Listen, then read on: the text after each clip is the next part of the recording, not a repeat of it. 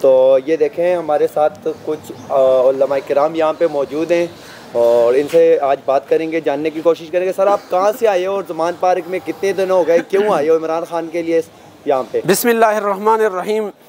ہم تقریباً 10 دن ہو گئے ہم ادھر ہی ہیں، اور ہم عمران خان کے لیے نہیں، ہم اسلام کے لیے، کیونکہ عمران خان اپنی جنگ نہیں لڑے، اب پاکستان اور اسلام کی جنگ لڑ رہے۔ میں علماء کرام کو اور میں تمام مسلمانوں کو یہ پیغام دینا چاہتا ہوں کہ کوئی بندہ یہودوں کے درمیان کھڑے ہو کر لا الہ الا اللہ کا بلند آواز بلند کیا، کسی نے ایاک نعبد و ایاک نستعین سے تقریر شروع کیا۔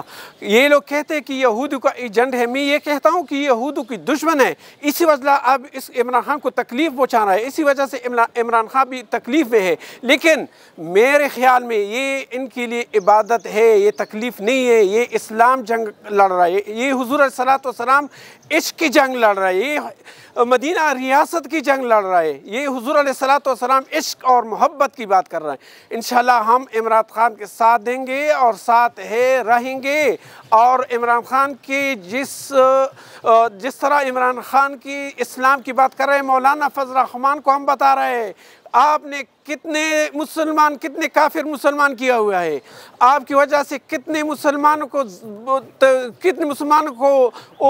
تکلیف سے بچائے۔ عمران خان کافر مسلمان کر رہے ہیں، عمران خان کی وجہ سے سارا مسلمان کے سر آسمان کی بلندیوں سے ہے۔ آپ جایا کرے اور کسی فارم پاکستانی سے جو باہر کام کر رہے ہیں، جو مکہ و مدینہ میں رہتے ہیں، ان سے پوچھ لے عمران خان کی قیمت، عمران خان کی شان، ان مسلمانوں سے پوچھ لے جو باہر امریکہ اور لندن میں رہتے ہیں۔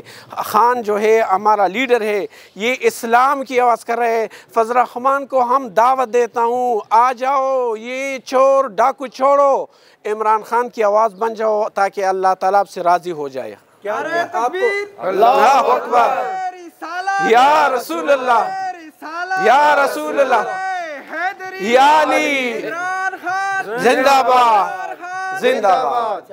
آپ کو کیا لگتا ہے کہ عمران خان فضل الرحمان کے ساتھ بیٹھنے کے لیے تیار ہو جائیں گے؟ آپ کو یہ لگتا ہے عمران خان پہ؟ میں نہیں بیٹھ سکتا ہوں فضل الرحمان کے ساتھ، خان کو ان کی بیٹھنا نہیں چاہیے۔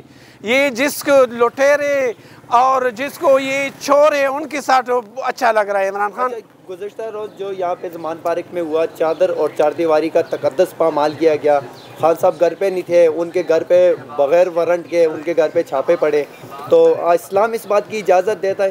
اسلام اس کی بات کدھر اجازت دیتا ہے؟ اسلام اگر کسی گیٹ کے سوراخ بھی نہیں دے سکتا ہے اسلام، اور یہ مولانا صاحب ان کی اجازت دی، ان سے فتویٰ لے رہے کہ عمران خان کے گھر کا چار دیواری اور ان کے گھر سے جو چیزیں چوری ہو گئے، یہ کسی دین میں بھی نہیں ہے، یہودیت میں بھی نہیں ہے جو عمران خان ساتھ کر رہے ہیں۔ یہ لوگ یہ غلط کر رہے ہیں اور یہ اسلام کے خلاف ہے سارا۔